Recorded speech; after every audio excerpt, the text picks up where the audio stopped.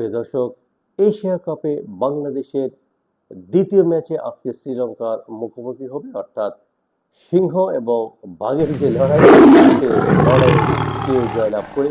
তবে আমাদের প্রত্যাশা থাকবে বাংলাদেশ কিন্তু আজকে অবশ্যই জয়লাভ করতে হবে, অর্থাৎ সুপার ফোরে যদি বাংলাদেশ যেতে চায় তাহলে আজকে জয়ের কোনো বিকল্প নেই।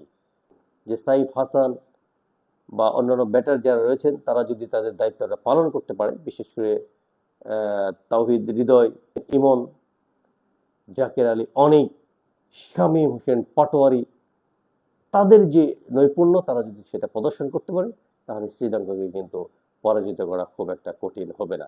আর শফিজুর রহমান তো যথারীতি রয়েছেন তাসকিন আহমেদ যে ধরনের বোলার, শেখ মেহেদী। তো এইভাবে যদি আমি করতে পারি তাহলে কিন্তু আমরা অবশ্যই জয়লাভ করতে পারবো। বিশেষ করে বিগত কয়েকটা সিরিজ কিন্তু বাংলাদেশ খুবই ভালো করেছেন, পাকিস্তানের সাথে, শ্রীলঙ্কার সাথে এবং নেদারল্যান্ডস, এবং গত বাংলাদেশ দল হুট করেই বড় ধরনের অঘটন ঘটে যায় যে 6 রানে 7 উইকেট পড়াও আমরা দেখেছি।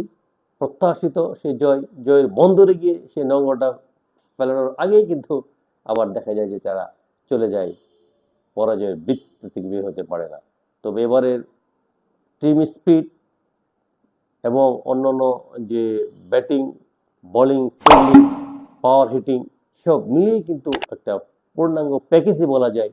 বিশেষ করে আমিনুল ইসলাম বুলবুল, তিনি বাংলাদেশের দায়িত্ব নেওয়ার পর থেকেই কিন্তু চারদিকে ক্রিকেটকে সুবাতাস বইয়েছেন, অর্থাৎ তৃণমূল থেকে শুরু করে একেবারে ঢাকা শহর শুধু নয়, ঢাকা শহরের বাইরেও সব জায়গায় কিন্তু তিনি চেষ্টা করছেন ক্রিকেটকে নিয়ে আসার জন্য। সেই বাতাস যদি আমাদের ছেলেদের গায়ে বইতে পারে তাহলে জয় ছাড়া কোনো বিকল্প নেই। আমরা আশা করব সুপার ফোরে যাওয়ার জন্য যে ধরনের খেলা দরকার, যে ধরনের মেন্টালিটি সেট আপ করা দরকার, টিম ম্যানেজমেন্ট এবং খেলোয়াড়রা যদি তাদের দায়িত্ব যথাযথভাবে পালন করতে পারে তাহলে ডেফিনেটলি আমরা সুপার ফোরে যেতে পারবো। এবং সুপার ফোরে যে কাজ সেটা হলো আজকে শ্রীলঙ্কাকে পরাজিত করতে হবে। শ্রীলঙ্কা যদি পরাজিত করতে পারি তাহলে কিন্তু আমাদের রাস্তা অনেকটাই সহজ হয়ে যাবে সুপার ফোরে যাওয়ার জন্য।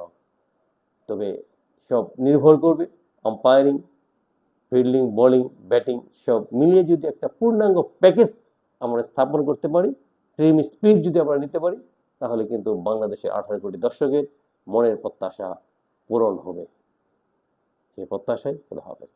প্রিয় দর্শক, এশিয়া কাপে বাংলাদেশের দ্বিতীয় ম্যাচে আজকে শ্রীলঙ্কা